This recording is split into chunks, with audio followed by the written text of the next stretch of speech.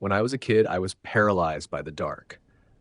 Still am in some ways. But back then, around 6 or 7, I couldn't make it through a single night without calling out for my parents.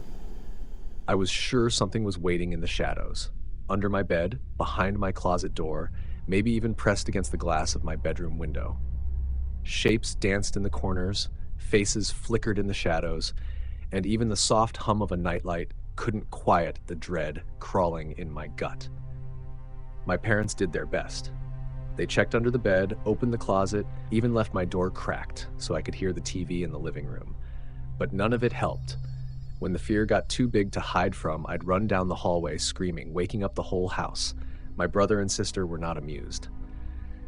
After one particularly awful night, my parents decided something had to change.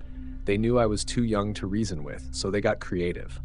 That's when my mom crafted a new bedtime companion.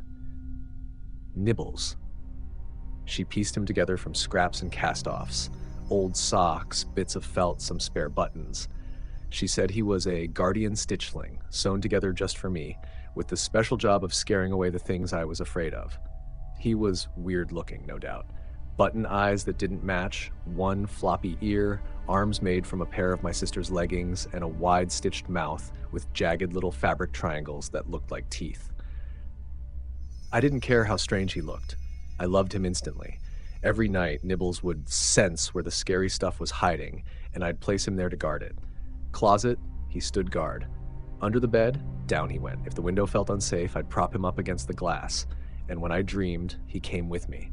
In my dreams, he could speak. We fought monsters together, long nights of battling nightmares in twisted worlds. Sometimes after a bad dream, he'd ask, "How much do you trust me?" More than anyone, I'd always answer. One night, after losing a baby tooth, Nibbles asked for something different. "Can I keep it?" he asked in the dream. "Why?" "It helps me stay strong," he said, "to keep the bad things away." So I gave it to him.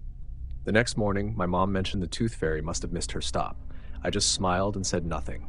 From then on, every time I lost a tooth, it went straight to Nibbles. He always thanked me, and the nightmares stayed away. But baby teeth don't last forever. Eventually, Nibbles ended up on a shelf, collecting dust. I got older and stopped needing bedtime monsters. Or so I thought. That's when the dreams came back. Worse than ever. Some nights I couldn't sleep at all. The shadows moved again. Whispers came from the vents. One evening, after I nearly crashed my bike, swerving to avoid something I was sure was chasing me, I got home and found Nibbles, standing upright on my bed. I froze. At first, I thought I was imagining it. The room was dim, the moon casting long shadows. I reached for the light switch. Nothing happened. I tried again. Still nothing. That's when the door slammed shut behind me. The room fell silent. I didn't move, didn't breathe. Then I heard it. "You stopped helping me," Nibbles said from the dark. "So I stopped helping you." "What are you talking about?" I whispered. "Let me show you." The world twisted around me. I wasn't in my room anymore. I was standing in a grotesque landscape, trees that bled when the wind blew, ground crawling with things too many-legged to name. A putrid fog rolled in waves across the rotting soil. In the sky, flashes of violet lightning lit up shifting forms. And then came the voice, inside my head. "This is what waits for you without me." The earth shook. Heavy steps thundered in the distance. I'm the only thing keeping it out. Hot breath brushed my neck. "Feed me again, or face it alone." Then I woke up. That day, I snuck into storage and found my brother's old keepsake box, a few baby teeth inside.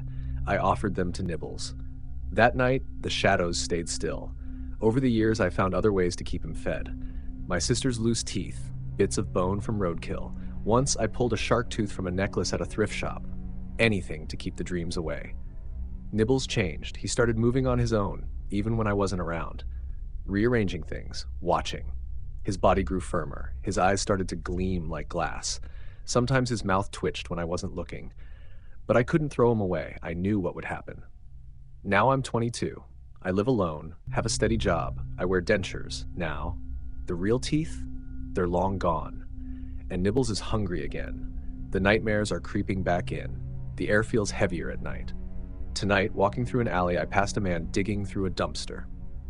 His teeth were yellow and cracked. Still, I took what I could. It wasn't clean. It wasn't quick. When I got home, Nibbles was waiting. perched in the corner, eyes glowing, that familiar stitched smile wide open. "How much do you trust me?" he asked. I took off my coat, heart pounding. "More than anything," I whispered. "More than the world."